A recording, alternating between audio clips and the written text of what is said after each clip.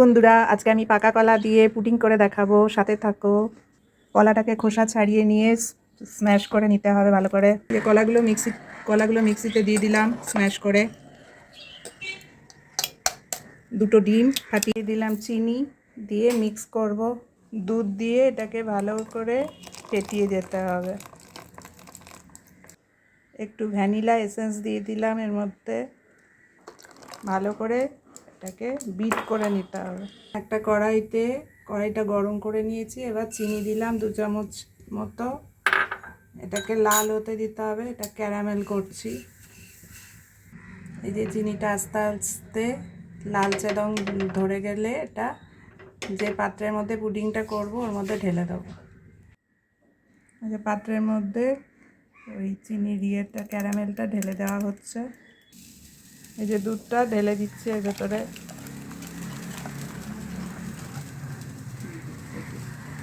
কড়াইতে জল গরম করতে দিয়েছি, তার মধ্যে পাত্রটা বসিয়ে দেব। পাত্রটা ঢেকে দিতে হবে। 15 থেকে 20 মিনিট এটা হতে দিতে হবে।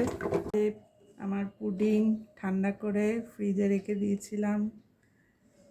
এই দেখো, ডিলিশিয়াস পুডিং। যদি আমার ভিডিও ভালো লাগে পাশে থেকো, সাথে থেকো। এইভাবে তোমরাও পুডিংটা করতে পারো।